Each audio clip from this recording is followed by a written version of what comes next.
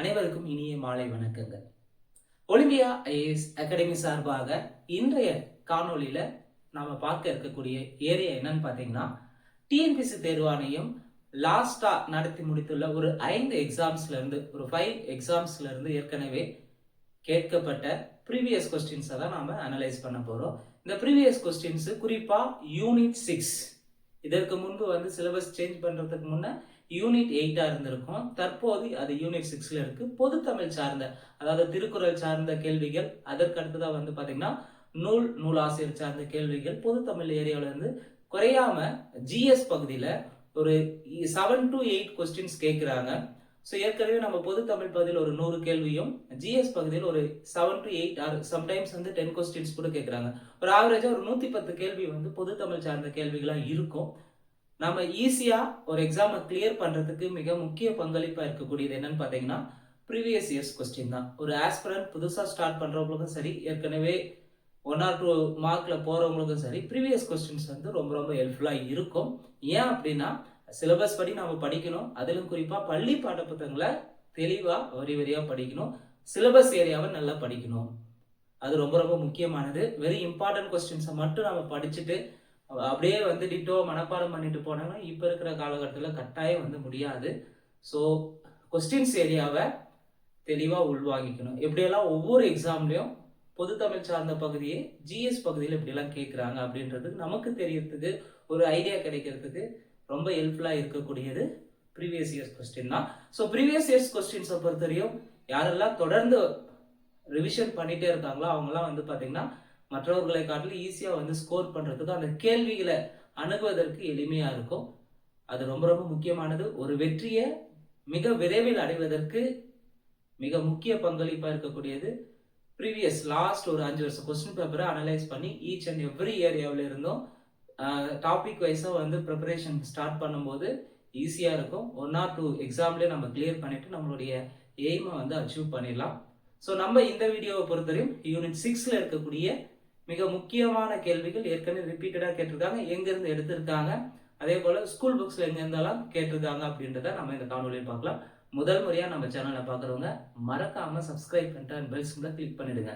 இந்த வீடியோ உண்மையாவே உங்களுக்கு வேல்யூவா இருந்துச்சுன்னா அதுக்கான கமெண்டை தாங்க. இல்ல இந்த வீடியோ வந்து பொதுவா வந்து ஆவரேஜா இருந்தது, இல்ல வந்து அவ்வளவு வேல்யூ இல்லை அப்படின்னு நினைச்சாலும் சரி, அதுக்கான கமெண்டையும் தாங்க. உங்களுடைய ஒவ்வொரு ஃபீட்பேக்கும் அடுத்தடுத்த வீடியோவை நாங்க இன்னும் மேம்படுத்தி வெளியிடுவதற்கு பயனுள்ளதாக இருக்கும். வாங்க வீடியோஸ்குள்ள போகலாம். யூனிட் 6 பொறுத்தவரையும் இப்ப லாஸ்டா வந்து பாத்தீங்கன்னா ஐடிஐ எக்ஸாம், டிப்ளமோ ஐடிஐல கேட்டிருந்தாங்க டெக்னிக்கல்ல. அதுல ஃபர்ஸ்ட் கொஸ்டின் என்னன்னா, திருக்குறள் ஐவரது பழைய உரையுடன் ஆங்கில உரையும் மொழிபெயர்த்து சேர்த்து வெளியிட்டவர்கள். திருக்குறள் ஐவரது பழைய உரையுடன் ஆங்கில உரையும் மொழிபெயர்த்து சேர்த்து வெளியிட்டவர்கள் அப்படின்னா யாருன்னா, இதை வெளியிட்டது வந்து திருப்பனந்தாள் வெளியீடு. இதுதான் சரியான ஆன்சர். இந்த கொஸ்டின் வந்து அவுட் ஆஃப் கொஸ்டின்ஸ் தான். இது எந்த இடத்துல இருந்து எடுத்திருக்காங்கன்னு பாத்தீங்கன்னா, தமிழ் இலக்கிய வரலாறு, அதாவது தேவிராவுடைய புத்தகத்துல இந்த கொஸ்டின் இடம்பெற்றிருக்கும். தமிழ் இலக்கிய தகவல் களஞ்சியம் புத்தகம் இருக்கும். அந்த புத்தகத்துலதான் வந்து கேட்டிருக்காங்க இந்த கொஸ்டின். திருக்குறள் ஐவரது பழைய உரையுடன் ஆங்கில உரையும் மொழிபெயர்ப்பும் சேர்த்து வெளியிட்டவர்கள் திருப்பனந்தாள் வெளியீடு. சோ பொது தமிழை படிக்கும் போது முழுக்க நம்ம என்ன பண்ணோம், 6 to 12 ஸ்கூல் புக்ஸ முதல்ல படிச்சிருக்கணும் சிலபஸ் வைஸ். அதற்கு அடுத்ததான் தேவிரா புத்தகத்தையும் நம்ம வாங்கி கூடுதலா படிச்சுக்கலாம். எக்ஸஸா இந்த மாதிரி ஒரு கேள்வி, ஒரு 2 கேள்வி நமக்கு பயனுள்ளதாக இருக்கும். கேள்வி 2, இது புத்தகத்திலே இருக்கு, திருக்குறள் சார்ந்த ஒரு கேள்விதான். எண்ணி துணிக கருமம், இதற்கான பொருள் என்னன்னு கேட்டிருக்காங்க. எண்ணி துணிக கருமம் என்பதற்கான பொருள், ஆராய்ந்து பின் துணிந்து பணியை தொடங்கு. எந்த ஒரு செயலை செய்யறதுனாலும் முதல்ல எடுத்த உடனே செய்யாம அது ஃபர்ஸ்ட் அதுல இருக்கக்கூடிய சாதகம் பாதகம் எல்லாத்தையும் ஆராய்ந்துட்டு அதுக்கப்புறமா அந்த வேலையை செய்ய தொடங்க அப்படின்னு சொல்லிட்டு வள்ளுவர் சொல்லியிருப்பாரு. அப்ப எண்ணி துணிக கருமம் என்பதற்கான பொருள் சரியான விடை, ஆராய்ந்து பின் துணிந்து பணியை தொடங்கு. அடுத்த கேள்வி, கூற்று காரணம். சோ திருக்குறள்ல பொது தமிழ் பகுதியை கூற்று காரணமா கேட்டிருக்காங்க. என்னன்னு பார்க்கலாம். கூற்று, 15 கீழ்கணக்கு நூல்களில் திருக்குறள் முதன்மையான நூலாகும். 15 கீழ்கணக்கு நூல்கள்ல முதன்மையான நூல் தான் திருக்குறள். சோ கூற்று சரி. காரணம் என்னன்னு தந்திருக்காங்க பாருங்க. தொடக்க காலத்தில் திருக்குறளுக்கு உரை எழுதி அதனை அறிமுகப்படுத்தியவர்கள் 18 பேர் ஆவர்கள்னு தந்திருக்காங்க. திருக்குறளுக்கு உரை எழுதியவங்க ஆரம்ப காலகட்டத்தில் மொத்தம் 18 பேர் என்ன கிடையாது, 10 பேர் எழுதியிருப்பாங்க. 10 பேர் உரை எழுதுறதுலயே மிக சிறந்த உரை வந்து பரிமேலழகர் உரை தான் சிறந்ததா இருக்கும். இங்க அப்போ கூற்று சரியா இருக்கு, காரணம் தவறு. சோ திருக்குறள் சார்ந்த கேள்வியை கூற்று காரணத்தை வச்சிருக்காங்க. சோ நம்ம திருக்குறளை படிக்கும்போது அதிகாரங்கள் கொடுக்கப்பட்டுள்ள அந்த அதிகாரத்தை தெளிவா உள்வாங்கி படிச்சுக்கோங்க. பொருள் ரொம்ப ரொம்ப முக்கியமானது. அடுத்த கேள்வி, பின்வருவனற்றை சரியாக பொருத்துக. பின்வருவனற்றை சரியாக பொருத்துக. இந்த கேள்வியை பொறுத்தவரையும் கிழவன், ஆசுடையான், நாயகம், அறையான் அதற்கு நேரான பொருள். இந்த கேள்வி எங்க இருக்குன்னு பாத்தீங்கன்னா 11ஆம் வகுப்பு வரலாறுல பிற்கால சோழர்கள் என்ற லெசன்ல தான் இருக்கு. குறிப்பா சோழர்களின் நிர்வாக நடைமுறையில் இருந்த அதிகாரிகளுடைய பெயர்களை கேட்டிருக்காங்க. சோ நமக்கு வந்து ஹிஸ்டரி ரிலேட்டடாகவும் கேட்கலாம், இல்ல கல்ச்சர் ரிலேட்டடாகவும் கேட்கலாம். இங்க கிழவன் என்பது தலைவரை குறிக்கும். கிழவன் என்பது யாரு? தலைவரை குறிக்கும். இது பிற்கால சோழர்களுடைய நிர்வாக நடைமுறையில் இருந்த அதிகாரிகள். கிழவன்னா தலைவர். ஆசுடையான்னா யாருன்னா, ஆசுடையான்னா நில உரிமையாளர். நாயகம்னா இங்க யாருன்னா படைப்பிரிவின் தலைவர் தான் நாயகம் யாரு? படைப்பிரிவின் தலைவர். அடுத்து அறையான்னா வழி நடத்துவோரை குறிக்கும். அறையான் என்பது யாரை குறிக்கும்னா வழி நடத்துவோரை குறிக்கும். இப்பெல்லாம் சரியாக பொறுத்துக.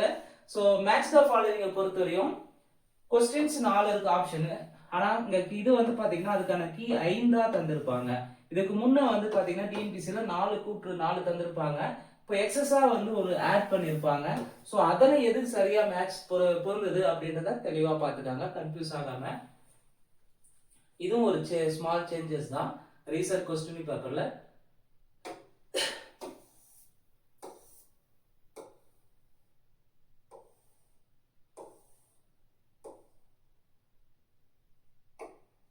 அடுத்த கேள்வி பாருங்க, பொறுத்துக.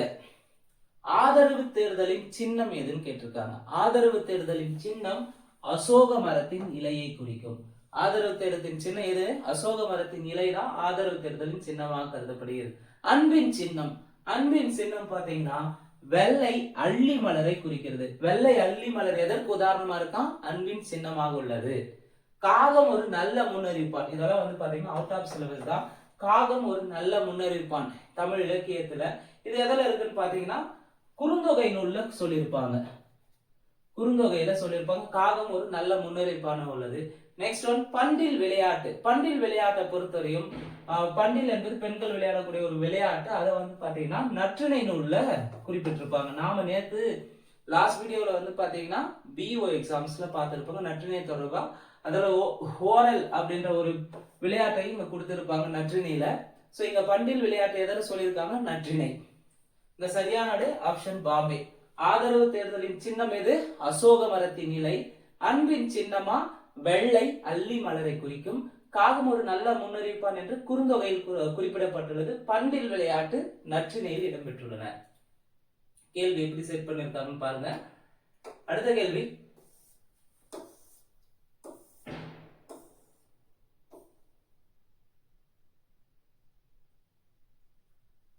திருக்குறளில் யாருடைய கடமைகள் மறைமுகமாக கற்பிக்கப்படுகின்றன? திருக்குறளில் யாருடைய கடமைகள் மறைமுகமாக கற்பிக்கப்படுகின்றன? ஆடவர், மகளிர், குடிமக்கள், அரசன். அவங்க கேள்வி என்ன கேட்டிருக்காங்க? கடமைகள் சொல்லியிருக்காங்க. ஆடவருக்கு சொல்லியிருப்பாங்க, குடிமக்களுக்கு சொல்லியிருப்பாங்க, அரசனுக்கு சொல்லியிருப்பாங்க, மகளிருக்கு சொல்லியிருப்பாங்க. திருவள்ளுவர் சொல்லியிருப்பாரு. பட் என்ன கேள்வினா மறைமுகமாக கற்பிக்கப்படுகின்றனர். யாருடைய கடமைகள் மறைமுகமாக கற்பிக்கப்படுகிறதுனா மகளிருடைய கடமைகள் தான் மறைமுகமாக கற்பிக்கப்படுகின்றன. ஒவ்வொரு கொஸ்டினுமே நமக்கு எக்ஸாம் பாயிண்ட் ஆஃப்ல வெரி வெரி இம்பார்ட்டன்ட்ங்க. ஒரு கொஸ்டின் நம்மளுடைய ரேங்கை மாற்றக்கூடியதா இருக்கும், சொந்த ஊர்ல எடுக்க முடியாம போகும். ஒரு கொஸ்டின் வந்து பாத்தீங்கன்னா நமக்கு பிடிச்ச டிபார்ட்மெண்ட் கிடைக்காம போகும். அதனால பொது தமிழா இருந்தாலும் சரி, ஜிஎஸ் பகுதியா இருந்தாலும் சரி, ஈச் அண்ட் எவ்ரி கொஸ்டினும் நம்மளுடைய லைஃப்பை சேஞ்ச் பண்ணக்கூடிய ஒரு மிக முக்கிய காரணியாக இருக்கும். அதனால் வீடியோஸை முழுமையாக பாருங்கள். அதே போல் ஒவ்வொரு மாதிரி தேர்வை எழுதி பார்க்கும் போதும் ஈச் அண்ட் எவ்ரி கொஸ்டின்ஸையும் தெளிவாக அட்டன் பண்ண பாருங்கள். தெரிஞ்ச கொஸ்டின்ஸை எக்காரணம் கொண்டு தவறு செய்யவே கூடாது. நம்முடைய ரிசல்ட் போகிறதுக்கு மிக முக்கியமான காரணம் தெரியாத கொஸ்டின்ஸை தப்பு பண்ணுறது கூட பிரச்சனை இல்லை. தெரிஞ்ச கொஸ்டின்ஸை எக்காரணம் கொண்டு தவறு செய்யக்கூடாது. அடுத்த கேள்வி,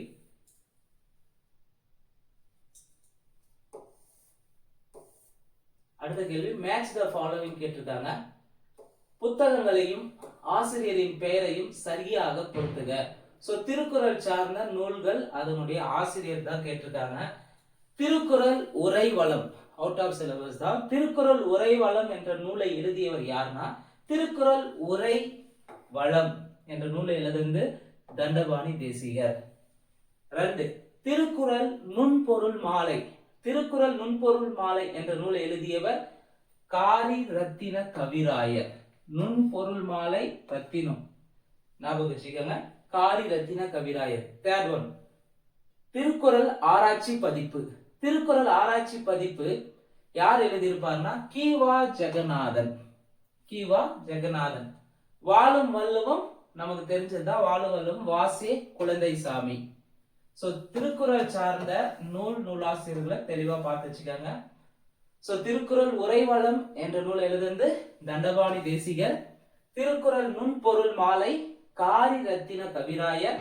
திருக்குறள் ஆராய்ச்சி பதிப்பு ஆராய்ச்சி செய்தார் யாரு? திருக்குறள் ஆராய்ச்சி பதிப்பு கீவா ஜெகநாதன். வாழும் வள்ளுவம் நூல் எழுதுந்து வாசே குழந்தைசாமி. இப்ப இங்க சரியான ஆப்ஷன் ஏ.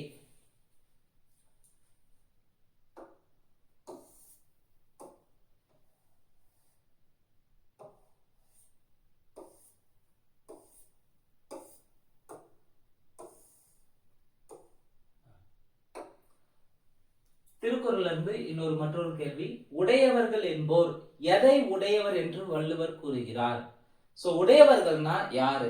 எதை கொண்டிருந்தா அவங்க உடையவர்கள் சொல்லியிருப்பார் வள்ளுவர்னா ஊக்கமுடையவர், வீரமுடையவர், செல்வமுடையவர், கல்வி உடையவர். இத உடையவர்னா யாரை குறிக்குன்னா ஊக்கமுடையவர். எந்த நிலை வந்தாலும் ஊக்கம் சோர்வில்லாமல் ஊக்கத்தோடு இருக்கக்கூடியவனை யாராலையும் வீழ்த்த முடியாது அப்படின்னு சொல்லியிருப்பார் வள்ளுவர். அப்போ உடையவர்கள் என்போர் எதை உடையவர் என்று வள்ளுவர் குறிப்பிடுகிறார்? ஊக்கம் உடையோரை.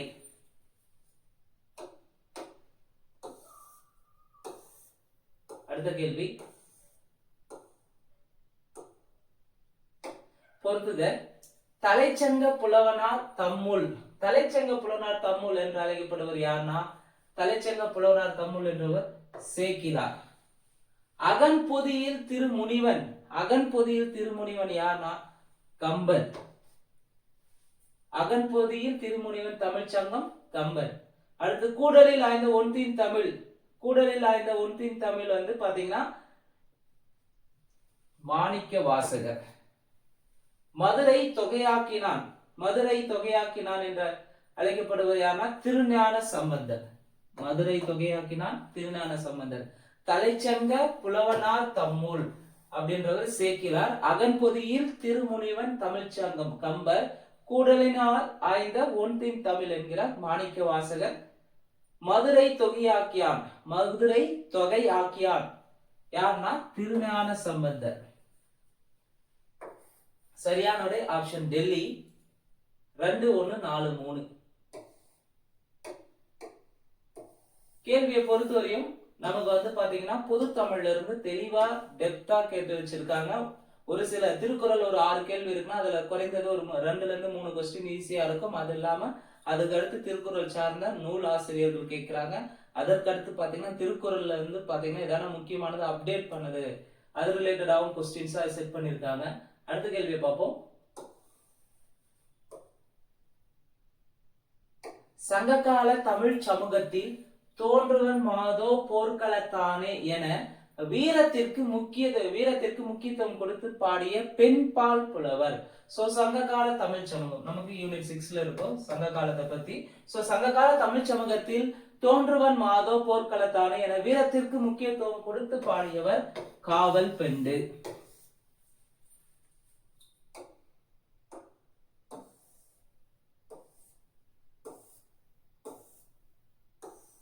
அடுத்த கேள்வி நூல் நூலாசிரியர்கள். நூலாசிரியர்கள் இங்க பாரதியார் எழுதியது கண்ணன் பாட்டு. கண்ணன் பாட்டு நூல் எழுதியது யாரு? பாரதியார். கவிமணி தேசிய விநாயகம் பிள்ளை எழுதியது ஆசிய ஜோதி. கவிமணி தேசிய விநாயகம் பிள்ளை எழுதிய நூல் ஆசிய ஜோதி. பாரதிதாசன் பாண்டியன் பரிசு. ராமலிங்கம் பிள்ளை தமிழன் இதயம். சோ யூனிட் 6ல நமக்கு வந்து பாத்தீங்கன்னா நூலாசிரியர் ரிலேட்டடா கட்டாயம் கேட்கிறாங்க. அப்ப தமிழறிஞர்கள் அவருடைய நூலாசிரியர்கள் வந்து அவருடைய நூல்களை தெளிவா படிச்சு வச்சுக்காங்க. இங்க பாரதியார் கண்ணன் பாட்டு, கவிமணி தேசிய விநாயகம் பிள்ளை ஆசிய ஜோதி, பாரதிதாசன் பாண்டியன் பரிசு, ராமலிங்கம் பிள்ளை தமிழன் இதயம். இப்ப சரியான விடை என்ன? 3 4 1 2. சரியான விடை ஆப்ஷன் சி. அடுத்த கேள்வி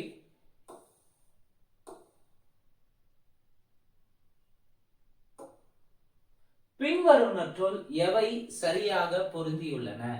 சோ குறிஞ்சி, முல்லை, மருதம், நெய்தல், பாலை. சோ அதனுடைய பறவைகளை பத்தி கொடுத்திருக்காங்க. குறிஞ்சி மலை சார்ந்த இடம். மலை சார்ந்த இடம் தான் கிளி இருக்கும், மயில் இருக்கும். அப்போ இங்க கிளி சரியா இருக்கு. முல்லை வந்து காட்டுக்கோழின்னு தந்திருக்காங்க. சோ முல்லை காட்டுக்கோழியில் வருமானா? வரும். காடு சார்ந்த இடத்துல இருக்கக்கூடியது முல்லை, காட்டுக்கோழி. சரி. மருதம் வந்து வானம்பாடி வருமானா? வராது. நெய்தல் ஆந்தை வருமானா? வராது. பாலை புறா வந்து பாலை நிலத்துல வருமானா? வரும். இது புதிய புத்தகத்துல ஹிஸ்டரி ரிலேட்டடான புக்ல நம்ம 6 to 10க்குள்ளே வந்து இந்த ஐவகை திணைகள் வந்து தமிழ் சமுதாயம் தொடர்பா அதுல வந்து பாத்தீங்கன்னா கொடுத்திருப்பாங்க. குறிப்பா 9th இருக்கும். அதே போல 7th கொடுத்திருப்பாங்க. சோ பாலை, புறா. அப்ப பின்வருவனற்றுள் எவை சரியாக பொருந்தியுள்ளன? 1 2 5. கேள்வியை எப்படின்னு கேட்கலாம். சோ சரியாக பொருந்தியுள்ளது, சரியானது எது, தவறானது எது, பொருந்தாதது எது, கூற்று காரணம், அல்ல பின்வரும் தொடர்கள் தவறானது எது அப்படின்ட்டு ஒரு 4-5 டைப்பா வந்து மாத்தி கேட்டே இருப்பாங்க. டைரக்ட் கொஸ்டினா வந்து பாத்தீங்கன்னா ரொம்ப குறைவா இருக்கும். ஒரு ஜிஎஸ் பகுதியை பொறுத்தவரையும் ஒரு 75 கேள்வியில பாத்தீங்கன்னா ஒரு 10 to 15 கொஸ்டின் மட்டும் தான் டைரக்ட் கொஸ்டின்ஸா இருக்கும். அது கூட தெரியாத கொஸ்டின்ஸ் வச்சு விட்டுருவாங்க.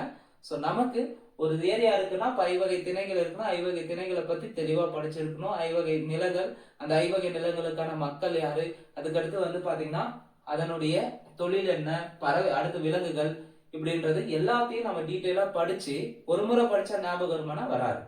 அப்ப என்ன பண்ணும்? கன்சிஸ்டன்டா ஜாப் போற வரையும் நம்ம என்ன பண்ணோம்? ஒவ்வொரு ஏரியாவையும் திரும்ப வாசிச்சுட்டே இருக்கணும். நம்ம ஒரு முறை படிச்சுட்டோம்னா திருப்பி எத்தனை நாள் இது மறுபடியும் எடுப்போம்னா திருப்பி 1 மாசம் கழிச்சு எடுத்தோம்னா அது ஞாபகம் வருமானா? நிச்சயமா கிடையாது. அப்போ ஒன்ஸ் ஒரு முறை படிச்சத திருப்பியும் 3 days ஒன்ஸ் வந்து அதை ரிவிஷன் பண்ணிட்டே இருக்கணும். நீங்க எந்த அளவுக்கு ரிவிஷன் பண்ணிட்டே இருக்கிறீங்களோ அந்த அளவுக்கு ஒரு கேள்வி ஈஸியா ரிமெம்பர் பண்ண முடியும். ஆசிலேஷன் இல்லாம நம்ம ஆன்சர் அட்டென்ட் பண்ண முடியும். சோ எல்லா தேர்வுக்கும் மிக முக்கியமானது ஊக்கத்தோட செயல்படணும். ஊக்கத்தோட செயல்படுறது இல்லாம கன்சிஸ்டன்டா ஒரு வேலையை செய்யணும். கன்சிஸ்டன்டா வேலையை செஞ்சா மட்டும்தான் நம்ம அதில் வெற்றி பெற முடியும். அடுத்த கேள்வி,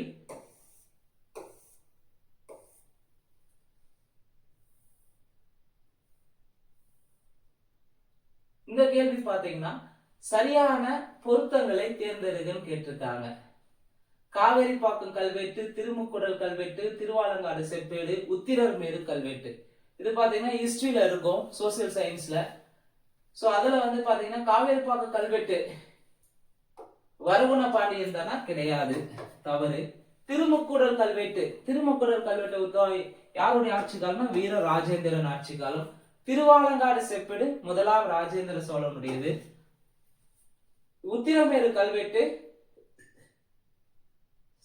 மாத்தி சொல்லியிருக்கா. சோ இங்க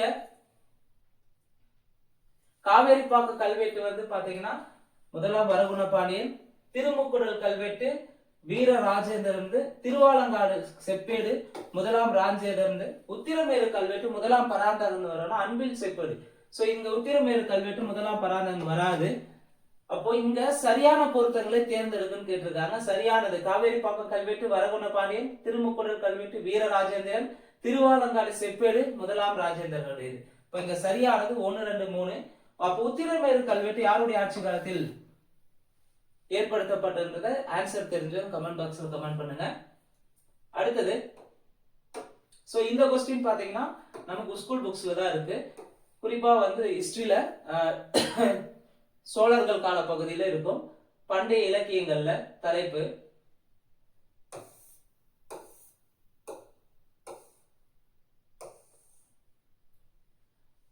சரியான கூற்றினை கண்டறிக.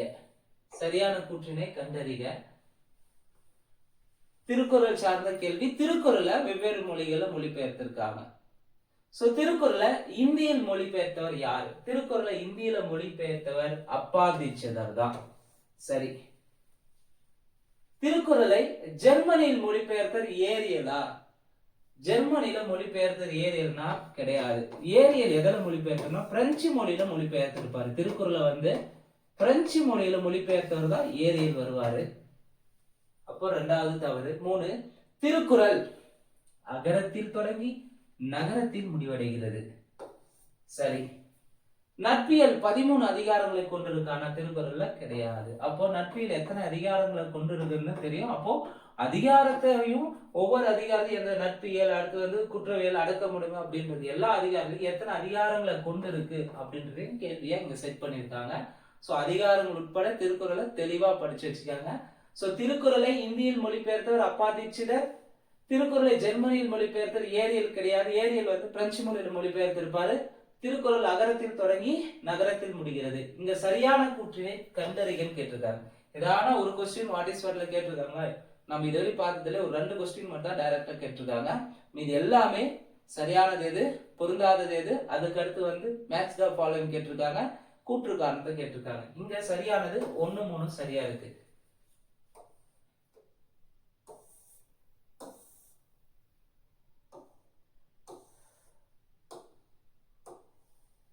அடுத்த கேள்வி, சான்றாண்மையின் இலக்கணம் குறித்து வள்ளுவர் கூறுநொன்றை நிரல்படுத்துக.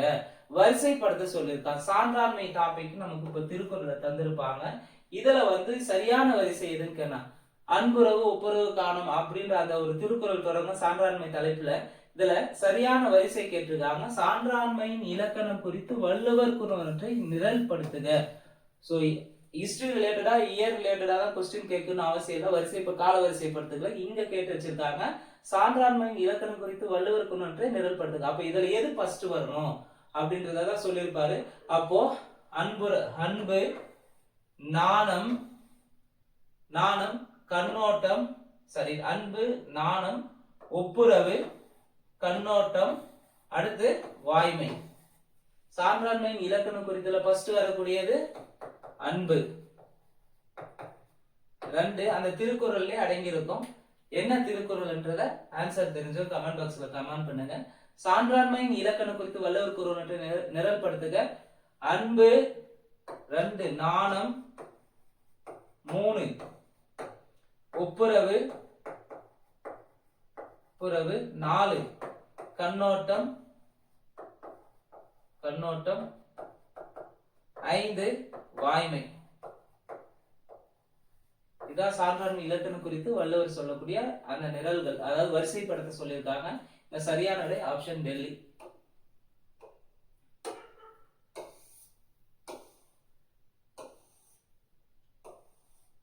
அடுத்த கேள்வி திருக்குறள் சார்ந்த கேள்விதான். கூற்று காரணம். எல்லா பொருளும் இதன்பால் இல்லாத எப்பொருளும் இல்லை. சோ திருக்குறள் சார்ந்த கேள்வி. கூற்று என்னன்னா எல்லா பொருளும் இதன்பால் இல்லாத எப்பொருளும் இல்லை. காரணம், திருவள்ளுவரின் கருத்துக்களில் பலர் அவர் காலத்தில் நிலவிய கொள்கைகளோடு ஒப்பிடும்போது புதுமையானவை, புரட்சிகரமானவையா இருந்திருக்கு அப்படின்னு சொல்லியிருக்காங்க. இங்க சரியானது என்னன்னு கேட்டிருக்காங்க. சோ கூற்று எல்லா பொருளும் இதன்பால் இல்லாத எப்பொருளும் இல்லை. காரணம், திருவள்ளுவரின் கருத்துக்களில் பல அவர் காலத்தில் நிலவிய கொள்கைகளோடு ஒப்பிடும்போது புதுமையான புரட்சிகரமா இருந்திருக்கு.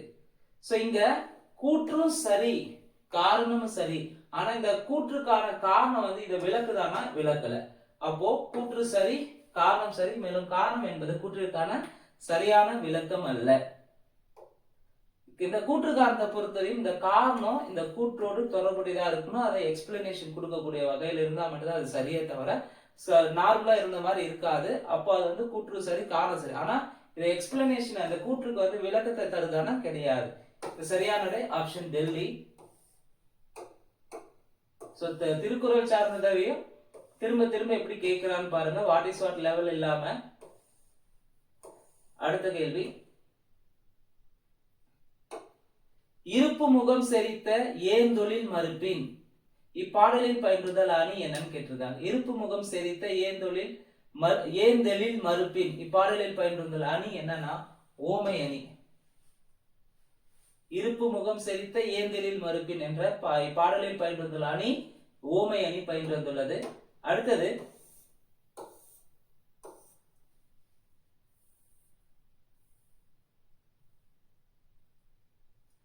சரியான இணையை தேர்ந்தெடுக்க.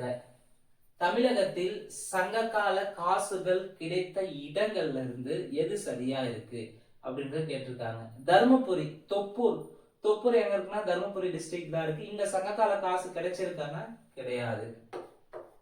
அடுத்து சேலம் கண்ணியன் கோட்டை தான். கண்ணியன் கோட்டையில சங்ககால காசு கிடைச்சிருக்காங்க கிடைத்துள்ளன. ஈரோடு முக்கொம்பு தான். ஆனா இந்த இடத்துல சங்ககால காசு கிடைச்சிருக்காது. நெக்ஸ்ட் ஒன் திருச்சி வெம்பாவூர் வந்து திருச்சி மாவட்டத்தில் தான் இருக்கு. இந்த இடத்துல பாத்தீங்கன்னா சங்ககால காசுகள் கிடைத்துள்ளன. சோ இங்க தொல்லியல் அகழாய்வை சார்ந்த கேள்விகளும் வந்து கேட்கிறாங்க. குறிப்பா இப்போ ரீசெண்டா வந்து தமிழ்நாட்டுல எந்தெந்த இடத்துல வந்து தொல்லியல் அகழாய்வு நடக்குது அது ரிலேட்டடா வந்து கொஸ்டின்ஸ் கேட்கலாம். ஏற்கனவே நமக்கு 9th புக்ல தந்திருப்பாங்க சங்ககால துறைமுகங்கள், அடுத்து சங்க காலத்தில் அகழ்ந்தெடுக்கப்பட்ட அகழாய்வு, அது ரிலேட்டடான கொஸ்டின்ஸ் இருக்கும். 11th இருக்கும். 11th ஹிஸ்டரி புக்லயும் தெளிவா படிச்சு ரிவிஷன் பண்ணிக்காங்க. ஸோ ஏரியாவை பொறுத்தவரையும் ஒவ்வொரு ஏரியாவில இருந்தும் கேள்விகள் ஒவ்வொரு டிஃப்ரெண்டா கேட்டு வச்சிருக்காங்க.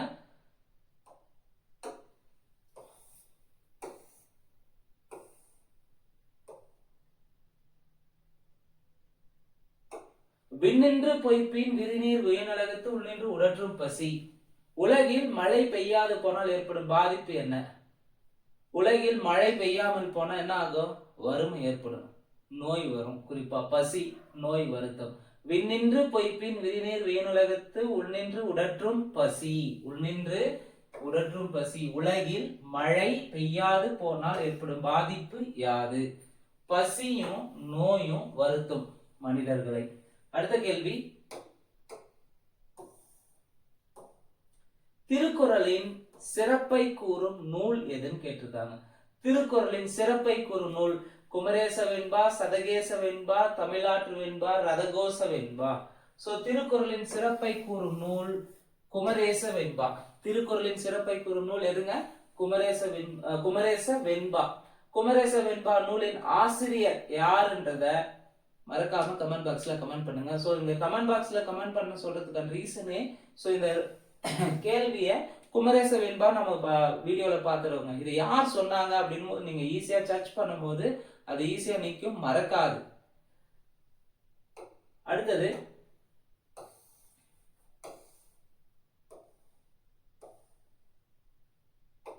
வில்லேர் உழவர் பகை கொளினும் கொள்ளற்க சொல்லேர் உழவர் பகை.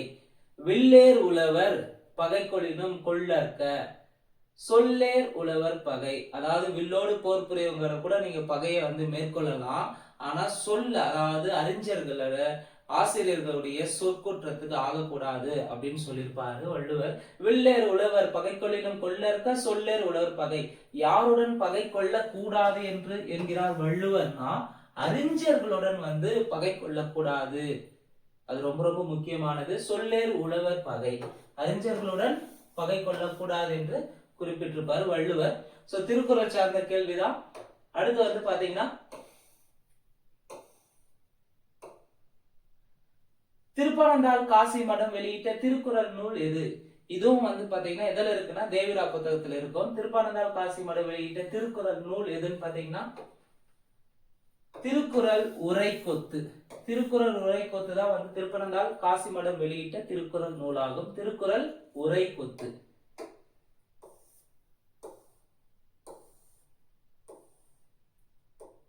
சமய கணக்கர் மதிவழி கூறாது. சமய கணக்கர் மதிவழி கூறாது உலகியல் கூறி பொருளிது வென்ற வள்ளுவன். சமய கணக்கர் மதிவழி கூறாது உலகியல் கூறி பொருளிது வென்ற வள்ளுவன் என்று திருவள்ளுவரை புகழ்ந்துரைத்தவர் யார்? திருவள்ளுவரை புகழ்ந்துரைத்தவர் யார்னா கல்லாடர். சமய கணக்கர் மதிவழி கூறாது உலகியல் கூறி பொருளிது வென்ற வள்ளுவன் என்று திருவள்ளுவரை புகழ்ந்தவர் கல்லாடர்.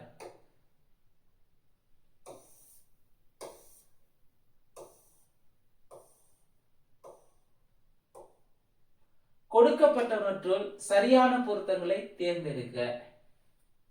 சங்கரதாஸ் சுவாமிகள் ஞான கோயிலா? கிடையாது. கால்டுவெல் ஞான கண்ணாடி. ஞான கண்ணாடி நூலை எழுதுறது யாரு?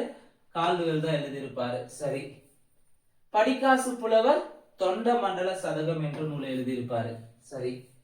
வேதநாயகம் பிள்ளை பெண்மதி மாலை எழுதியிருக்காருன்னா? கிடையாது. அப்போ இங்க கால்டுவெல் எழுதிய நூல் ஞான கண்ணாடி, படிக்காசு புலவர் தொண்ட மண்டல சதகம்.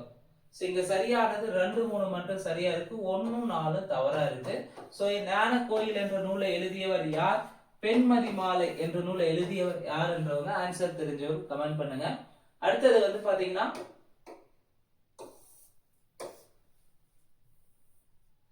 இதோட வந்து இந்த ஒரு 21 பேஜ் குறையாம ஒரு 20 கேள்விகள் வந்து அடங்கிய ஒரு தொகுப்பை வந்து பாத்தீங்கன்னா ப்ரீவியஸ் இயர்ஸ் கொஸ்டின்ஸ் நம்ம பார்த்திருப்போங்க. இந்த வீடியோவை பொறுத்தவரையும் ரீசெண்டா லாஸ்டா டிஎன்பிசி தேர்வாணையம் கண்டக்ட் பண்ண எக்ஸாம் என்னன்னு பாத்தீங்கன்னா டிப்ளமோ ஐடி எக்ஸாம்ல இருந்து அது கீழே இருக்கக்கூடிய ஒரு 4 எக்ஸாம், மொத்தம் ஒரு 5 எக்ஸாம்ல இருந்து கேட்கப்பட்ட யூனிட் 6 ரிலேட்டடான கொஸ்டின்ஸ் தான் நம்ம இந்த காணொலியில பார்த்துருக்குறோங்க. நமக்கு யூனிட் 6ல எப்படியெல்லாம் கேள்விகள் கேட்டிருக்காங்க அப்படின்றதுக்கு ஒரு ஐடியா வந்து உங்களுக்கு நிச்சயமா இந்த வீடியோ மூலமா கிடைச்சிருக்கும். திருக்குறள் சார்ந்த பகுதியை இன்னும் நம்ம எவ்வளவு ஆழமா படிக்கணும், இன்னும் அகன்று படிப்பதை விட ஆழ படிக்கணும். ஒரு கேள்வியும் வந்து அப்படியே மேலோட்டமா பார்க்காம அதை முழுமையா படித்து திரும்ப திரும்ப வந்து வாசிச்சுட்டே இருக்கணும். அது வந்து பாத்தீங்கன்னா ரொம்ப ரொம்ப முக்கியமானது. ஒரு தேர்வுல வெற்றி பெறுவதற்கு மிக முக்கியமானது என்னன்னா சிலபஸ் படி முதல்ல படிக்கணும், படிச்சதை ரிவைஸ் பண்ணதை மாதிரி தேர்வு எழுதி பார்க்கணும். மாதிரி தேர்வு எழுதிட்டு அதுல நடந்த கேள்விகளுக்கு அதுல இருக்கக்கூடிய கொஸ்டின்ஸ் எதெல்லாம் மிஸ்டேக் பண்ணிருக்காங்கன்றத ரீகரெக்ட் பண்ணணும். ரீகரெக்ட் பண்ணதை திரும்ப எதெல்லாம் தவறு செஞ்சுதோ அதை மறுபடியும் நாம ரிவிஷன் பண்ணி நோட்ஸ் எடுத்து வச்சுக்கணும். இதை தொடர்ந்து ரிப்பீட்டடா இந்த ஒரு 4 முறையும் தொடர்ந்து நாம பண்ணும்போது ஈஸியா நிச்சயமா 1 இயர்க்குள்ள அல்லது ஒரு கால்பர் இல்ல 2 கால்பருக்குள்ள நம்ம வந்து போஸ்டிங் அச்சீவ் பண்ணிடலாம். அதோட ரெகுலரா வந்து ப்ரீவியஸ் கொஸ்டின்ஸை பார்க்கணும். அது ரொம்ப ரொம்ப முக்கியமானது. நமக்கு வந்து 2026ல group 1, group 2 2A and group 4 exam இருக்கு.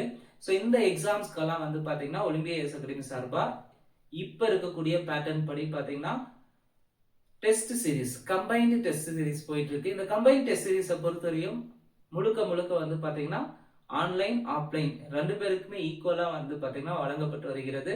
ஆன்லைன் மாணவர்களுக்கு மிக குறைந்த கட்டணமா 1000 ரூபீஸும், ஆஃப்லைன் மாணவர்களுக்கு வந்து பாத்தீங்கன்னா 3000 ரூபீஸும் பிக்ஸ் பண்ணிட்டு இருக்கு. இதுவரை வந்து பாத்தீங்கன்னா இந்த டிஎன்பிசி கம்பைன்ட் டெஸ்ட் சீரிஸை பொறுத்தவரையும் ஸ்கூல் புக்ஸ் வைஸ் நம்ம ஒவ்வொரு டெஸ்டா சாட்டர்டே அண்ட் சண்டேல பார்த்துட்டு இருக்கிறோங்க. இதுவரை வந்து பாத்தீங்கன்னா 6th 6ல இருந்து 7ஆம் வகுப்பு வரை வந்து பாத்தீங்கன்னா பொது தமிழ், அதே போல வந்து பாத்தீங்கன்னா சோசியல் சயின்ஸ் பகுதியில் இருக்கக்கூடிய எல்லாரையும் கம்ப்ளீட் பண்ணியிருக்கு. இந்த வீக் நாளை வந்து பாத்தீங்கன்னா 8ஆம் வகுப்பு பொது தமிழுக்கான தேர்வு நடைபெறும் என்பதை தெரிவித்துக் கொள்கிறோம். இந்த வீடியோ வந்து உங்களுக்கு பயனுள்ளதா இருந்தா மறக்காம கமெண்ட் பாக்ஸ்ல கமெண்ட் பண்ணுங்க. நன்றி, வணக்கம்.